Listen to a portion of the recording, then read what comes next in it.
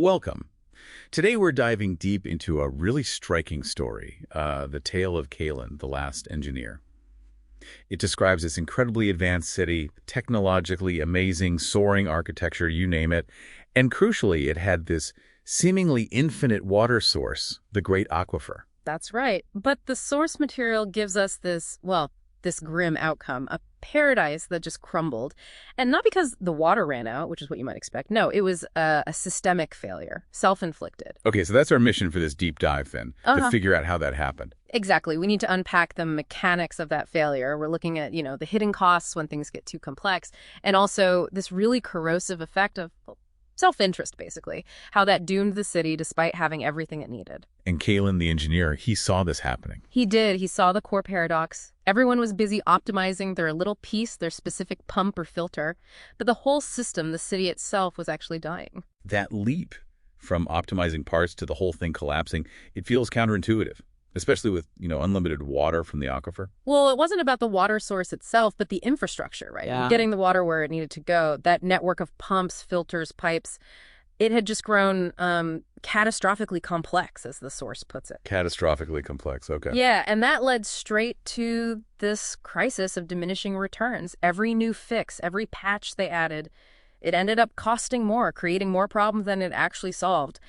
Keelan even called maintenance a hungry ghost, just consuming resources, time, attention. A hungry ghost. Wow. So were they just blind to this, or did the complexity itself kind of hide the real cost? I think it was a bit of both. Complexity is really good at masking underlying problems. Kalen pleaded with them, Simplify, conserve, start thinking as one city again before the whole network just seized up. Right. He sees the rot, calls for collective action. But the council, the leadership, they blocked it. Oh, they used the classic me first playbook, didn't they? Faced with an existential threat, they just looked at their own little silos. I mean, look at the reactions Kalen got. Theron, agriculture, controlling 70% of the water. His first thought was quotas. What's in it for them, basically? Protecting his own patch. Exactly. And Lyra from finance, she just saw market disruption, quarterly growth. Her question was, what's in it for my investors? And the public. Did they back Kalen? No, and that's a tragedy. There was just no trust left. Decades of, insulated leaders, scandals swept under the rug. So when Kalen asked for shared sacrifice, people just saw another power play. The whole idea of us, of a collective, it was like a forgotten language. So no trust, no collective action. What happened when things inevitably broke down, like the main aqueduct failing? Well, instead of simplifying like Kalen urged, they doubled down on complexity. The council rolled out this supposedly brilliant solution, a hyper-complex bypass system funded entirely by, you guessed it, massive debt.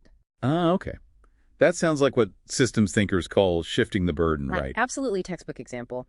They treated the symptom, the broken aqueduct, with something that created a much deeper problem, the debt. They didn't fix the root cause, the complexity, the decay. They just, kicked the can down the road, mortgaging the future. And that debt, I imagine that started its own negative cycle. Those doom loops Kalen mentioned. Precisely. Two big ones kicked in. First, the bypass itself was so complicated, it needed this whole new layer of admin bureaucracy. Really expensive. That's the R5 loop. The complexity trap, more rules, more admin, makes the system slower, costlier, just sinks it deeper. Administrative quicksand, basically. You got it. And second, that huge debt, it caused inflation, made everyone poorer, more desperate. And that reinforces the R1 loop, the doom loop of decay. Economic pressure makes people more protective of their own narrow interests, not less. It fed that me-first thinking. So the solution actually made the core problem worse. Exactly. And accountability, forget it. It just vanished into this labyrinth of new rules and departments. We see that today, right? Legacy systems in big organizations becoming impossible to really manage or fix. And the final straw. The main pump finally gave out. It was just strained beyond its limits by the crazy demands of the bypass, the sheer convolution of it all. The very system designed to save the city ended up killing it. And the council. Oh, they evacuated, of course. Blamed it all on an unforeseeable systemic failure. Convenient, huh? Very. While Kalen is left there, wasn't he? At the Dry Grand Basin. Yeah, the source paints this really poignant picture. Him standing there holding the original blueprint. Simple, elegant, sustainable, what they'd lost. So the core takeaway isn't really about engineering failure, is it? Not fundamentally. It's about how accountability just evaporated, how complexity was allowed to mask the decay, and how ultimately self-interest blocked the necessary, simpler path forward. The city optimized the parts, but the whole died because they forgot how to act as a whole. The source says the failure wasn't the pump or the water, but forgetting how to say we. That really hits it, doesn't it? It does. And it leaves a chilling thought, especially for you listening.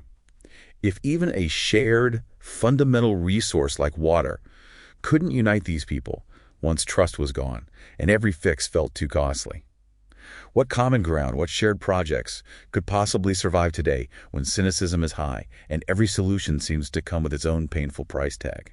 Something to think about.